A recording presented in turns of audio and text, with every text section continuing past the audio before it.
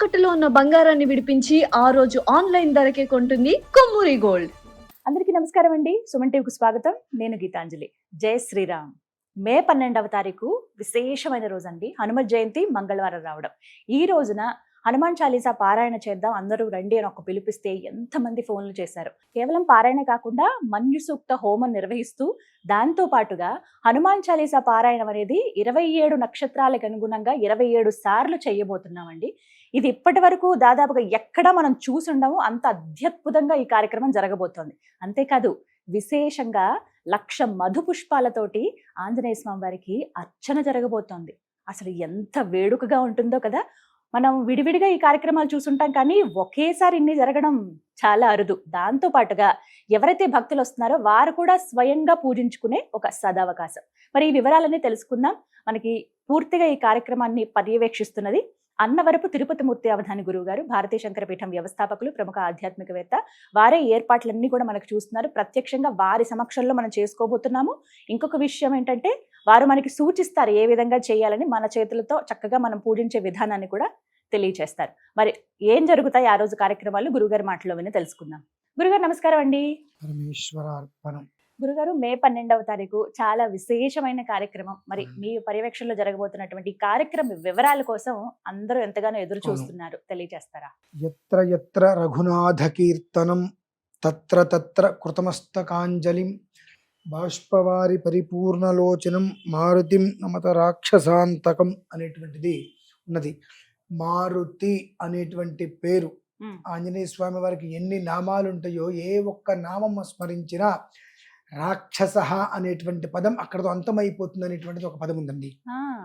ఆంజనేయ స్వామి వారి పేరు వింటే చాలు, తలుచుకున్నా చాలు, ఆయన చిన్న ఫోటో మన జేబులో ఉన్నా చాలు, అర్ధరాత్రికి పూట శ్మశానంలో కూడా నడుచుకుంటూ వెళ్ళిపోవచ్చు అనేటువంటిది మనకు చిన్న నుంచి నూరు పోసినటువంటి ధైర్యం. పసిపిల్లలు ఏదైనా భయపడుతున్నప్పుడు శ్రీ ఆంజనేయం ప్రసన్నాంజనేయం అనుకో అంటే వాళ్ళకు ఒక ధైర్యం వచ్చేస్తుంది. అంతటి అద్భుతమైనటువంటి నామం మారుతి అనేటువంటిదండి. ఆ ఒక్క నామం ఇంకెవరికైనా ఉన్నదా అంటే మనం ఎక్కడా వినలేదు, కనలేదు. కేవలం పసిపిల్లలకి కూడా ఆంజనేయ స్వామి వారు వచ్చి ఆడిస్తారు అనేటువంటిది కూడా అంటుంటాం. వాళ్ళ ఊహ తెలిసిన దగ్గర నుంచి ఏ చిన్నది వచ్చినా శ్రీ ఆంజనేయం ప్రసన్నాంజనేయం అని అంటాం.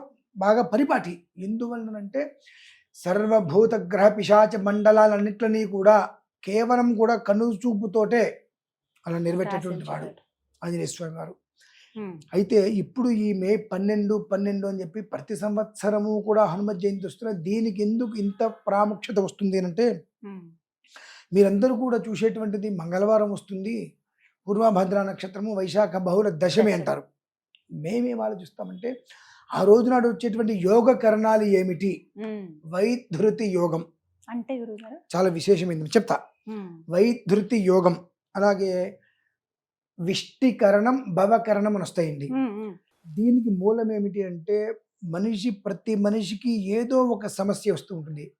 ఎప్పుడైతే ఒక మనిషికి జటిలమైనటువంటి సమస్య వచ్చి పరిష్కారం దొరకట్లేదు, ఇక ఆ సమస్యకి పరిష్కారం కూడా దొరకట్లేదు, ఇబ్బందులు పడుతున్నారు అనేటువంటి పరిస్థితులలో రామాయ రామభద్రాయ రామచంద్రాయ వేధసే రఘునాథాయ నాథాయ సీతాయ పతయే నమః అని చెప్పి రాముల వారికి సీతమ్మ వారికి నమస్కారం చేసుకొని ఆంజనేయ స్వామి వారి యొక్క ఫోటో దగ్గర కూర్చొని ఒక్కసారో 11 సార్లు అలా ఒక హనుమాన్ చాలీసా కనుక పారాయణ చేసుకున్నట్లయితే ఆ ఒక్క ఏదైతే కనుక మనకు పరిష్కారం కూడా లేని దొరకని జటిలమైన సమస్య ఉంటుందో దాని నుంచి మనం బయటపడతామమ్మా. మామూలుగానే ఏ రోజైనా సరే. అటువంటిది ఈ విష్టి యోగము అనేటువంటిది, భవయోగము అనేటువంటిది, వైధృతి యోగము మంగళవారంతో కలిసి రావడం అనేటువంటిది అపూర్వమైనటువంటిది. ఎంతటి యోగము అనంటే ఇది పూర్తిగా కూడా పంచముఖ ఆంజనేయ స్వామి వారి యొక్క విధానానికి సంబంధించినటువంటిది. మామూలుగా మనం ఆంజనేయ స్వామి వారికి చేసేటువంటి ప్రక్రియ ఎలా అయితే ఉంటుందో దానితో పోలిస్తే కొన్ని కోట్ల ఫలితం వస్తుందమ్మా. అంత విశేషమైంది కాబట్టి ఆంజనేయ స్వామి వారికి ఆరాధన చెయ్యాలి చెయ్యాలి చెయ్యాలి అని ఏ ఇంట్లో అయినా సరే మీరు ఆరాధన ఇట్లా చేసుకోండి. 11 మందితోటో అంటే 11 సార్లు హనుమాన్ చాలీసా పారాయణ కనీసం ఇలా చేసుకోండి అని అంటే చాలా ఖర్చుతో కూడుకున్నటువంటి విషయం. అది దృష్టిలో ఉంచుకొని అందరినీ ఒకే వేదిక మీద కనుక కూర్చోబెట్టగలిగితే 5,000 మంది అని అనుకున్నాం. కనీసం ఒక 2,000 మందో 3,000 అవును. మందో వచ్చి కనుక చేసినట్లయితే 27 సార్లు 27 నక్షత్రాలు ఏవైతే ఉన్నాయో ఆ ఒక నక్షత్ర విధానాన్ని అనుసరించి 27 సార్లు కనుక మనిషి పారాయణ చేసినట్లయితే ఒక 2,000 మంది వచ్చారనుకుందాం. ఎన్ని లక్షల సార్లు అవుతుందమ్మా?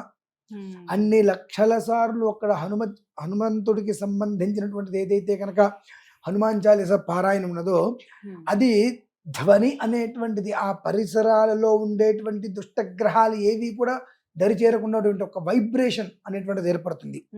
అందులోనూ మన్యు సూక్తమమ్మ. నిజమండి. మన్యు సూక్త హోమం కూడా నిర్వహిస్తున్నారు, అవునండి. మన్యు సూక్త పారాయణ కూడా ఉంటుందన్నారు కదా, విశేషం ఏమిటి అసలు? మన్యు సూక్తము అనేటువంటిది ఒక్క మాటగా చెప్పాలంటే ఎన్నో రకాలుగా మనిషిని బాధ పెట్టే వాళ్ళు ఉంటారు. వాళ్ళు మనం ఏం చేయలేకపోవచ్చు. డబ్బు వాళ్ళ అవతల ఎట్లు డబ్బు ఉండొచ్చు, అధికారం ఉండొచ్చు, ఏదైనా ఉండొచ్చు, ఏదైనా మనల్ని చేస్తారేమో, ఏదైనా మనం ముందుకెళ్తే అనేటువంటి భయాలు ఉండొచ్చు. అటువంటి భయం ఉన్నటువంటి ప్రదేశంలో మన్యు సూక్తం కనుక మనం పారాయణ చేస్తే, అలాగే కొన్ని నెగిటివ్ ఎనర్జీస్ ఆత్మలు ఈ చేతబడి ఇటువంటివి ఏదైనా వచ్చి దాని బాధలు ఏదైనా అనుభవిస్తున్నప్పుడు ఆ మన్యు సూక్త పారాయణ అనేటువంటిది చేయటం వలన ఆ మనిషిని ఆ క్షణకాలంలో పట్టినటువంటి వదిలేసి వెళ్ళిపోతుందండి. అంత విశేషమైంది. పారాయణ చేయటము, వినటమే ప్రధానం. అంత పారాయణ అందరికీ యాక్సెప్ట్ చేయలేమండి. అది మంత్రం. మేము పారాయణ చేస్తున్నప్పుడు 2 చెవులు నిక్కబడుచుకొని కనుక విన్నట్లయితే తుప్పు పట్టింది మొత్తం వదిలిపోతుందమ్మా. 11 సార్లు మన్యు సూక్త పారాయణ చేసేటువంటి సమయంలో లోపల నుంచి ఏదో ఒకటి బయటికి వెళ్ళిపోయినట్టుగా ప్రత్యక్ష అనుభూతి మనం పొందగలుగుతాం.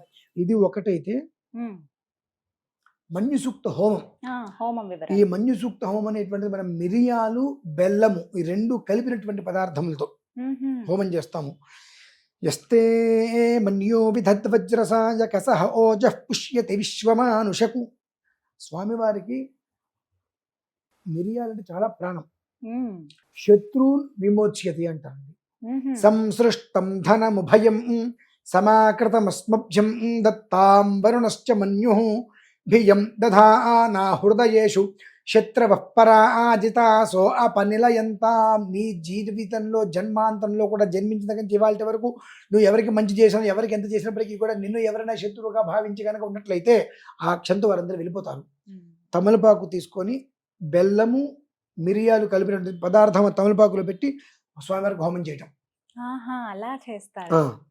ఆ హోమం చేసేటువంటి పరిస్థితులలో 27 సార్లు అక్కడ భక్తులందరి చేత హనుమాన్ చాలీసా పారాయణ ఇవి ఏకకాలంలో జరుగుతాయండి. అటు హనుమాన్ చాలీసా పారాయణ, మన్యు సూక్త హోమము, ఆంజనేయ స్వామి వారి విగ్రహానికి విప్ప పుష్పాలు అంటే మధు పుష్పములు అంటారు. ఆ విప్ప పువ్వు, ఆ మధు పుష్పాలతో స్వామివారికి అభిషేకం, స్వామివారికి అంటే వాటితో అర్చన చేయటం.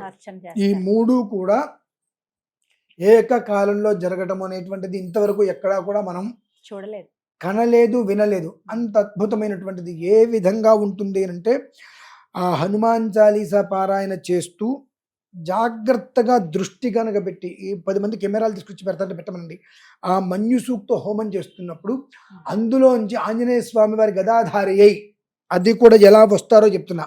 అక్కడ ఏ పంచలోహ విగ్రహాన్ని అయితే ఆంజనేయ స్వామి వారి విగ్రహాన్ని పెడతామో అదే విగ్రహ రూపంలో స్వామివారి సాక్షాత్కారం కూడా జరుగుతుందండి. ఎందువలనంటే హనుమాన్ చాలీసా అనేటువంటిది 16వ శతాబ్దంలో వచ్చిందండి, ఇప్పుడు కాదు వచ్చింది. కొన్ని లక్షల మంది జీవితాన్ని మార్చింది. కానీ ఇక్కడ చిన్న నెగిటివ్ ఏంటంటే అమ్మా, మొదట్లో మనం అనుకున్నాం పిల్లల్ని శ్రీ ఆంజనేయం, ప్రసన్నాంజనేయం అనుకో మీకు ధైర్యం వస్తుందంటే వాళ్ళకి భయం పోయి ధైర్యం వస్తుంది. కానీ ఈ పరిస్థితుల్లో మనకు వయస్సులోకి వచ్చి మనకు ఏవో కష్టాలు వస్తున్నాయినప్పుడు ఆంజనేయ స్వామి వారు తెలుసుకోవడం కానీ ఆలోచిస్తారు, ఇప్పుడు మన నిజంగా జరుగుతుందా అని చెప్పి. నీ పిల్లల విషయంలో శ్రీ ఆంజనేయం, ప్రసన్నాంజనేయం అంటే మనమే జరిగింది, మన విషయంలో ఎందుకు జరగదు? కాకపోతే ఏంటంటే ఆ కర్మ అనేటువంటిది ఏదైతే ఉందో అది మనల్ని విడిచి వెళ్ళేటువంటి స్థితి లేకపోతే ఇటువంటి వ్యవహారాల్లో మనం పాల్గొనలేమమ్మా. ఇటువంటి వైదిక క్రతువులో పాల్గొనాలి అంటే జన్మ జన్మల యోగం ఉండాలి, కర్మ ప్రారంధం తొలగగలగాలి. చాలా సంతోషం గురుగారు, ధన్యవాదాలండి. విన్నారు కదా, ఎంతో అద్భుతమైన అవకాశం అండి ఇది. దంపతులుగా రండి, మీ కుటుంబ సభ్యులతో రండి, మీ స్నేహితుల్ని అందరినీ తీసుకుని రండి, చక్కగా పారాయణ చేసుకోవచ్చు. అలాగే విప్ప పూలతో మీ స్వహస్తాలతో ఇచ్చేటువంటి కిట్ ఏదైతే ఉందో అందులో యంత్రం కూడా ఇవ్వడం జరుగుతుంది. మీరు చక్కగా పూజ చేసుకోవచ్చు. పూజించినటువంటి ఆ పుష్పాలను మళ్ళీ స్వామివారికి కూడా మీరు చక్కగా సమర్పించుకోవచ్చు. అలాగే తీర్థ ప్రసాదాలు తీసుకుని వెళ్ళొచ్చండి. వీటన్నింటికన్నా కూడా భక్తి అన్నిటికన్నా ముఖ్యం అని చెప్తారు. అసలు ఒక్కసారి ఊహించుకోండి, హోమం జరుగుతుంది మంజు సూక్త యుక్తంగా, అలాగే ఓ పక్కన పారాయణం జరుగుతుంది. మన 27 సార్లు హనుమాన్ చాలీస పారాయణం ఉంటుంది, మంజు సూక్త పారాయణం ఉంటుంది, విప్పపూలతో స్వామివారికి అర్చన ఉంటుంది. ఎంత వైభవంగా ఉంటుందో కదా. అంతమంది పాల్గొనుంటే ఆ శక్తి ఎంత ఉత్పన్నం అవుతుంది, అది అందుకున్న వాళ్ళం అవుతాము. లోక కళ్యాణార్థం నిర్వహించే ఈ కార్యక్రమంలో మీరు అందరూ కూడా భాగస్థులు అవ్వాలని కోరుకుంటున్నాము. రిజిస్ట్రేషన్స్ కోసం స్క్రీన్ మీద నెంబర్ ఇవ్వడం జరుగుతుంది. మీరు వెంటనే కాల్ చేసి వివరాలు కనుక్కోండి. అలాగే గూగుల్ ఫామ్ కూడా మీకు ఇస్తారు. వెంటనే అవి ఫిల్అప్ చేసేస్తే గనక మీకు డీటెయిల్స్ అన్ని తెలుస్తాయి. అలాగే ఆఫ్లైన్, ఆన్లైన్లో కూడా మీరు ఈ కార్యక్రమంలో పాల్పంచుకోవచ్చు. మరిన్ని వివరాలకు స్క్రీన్ మీద కనపడుతున్న నెంబర్కు కాల్ చేయండి. నమస్కారం.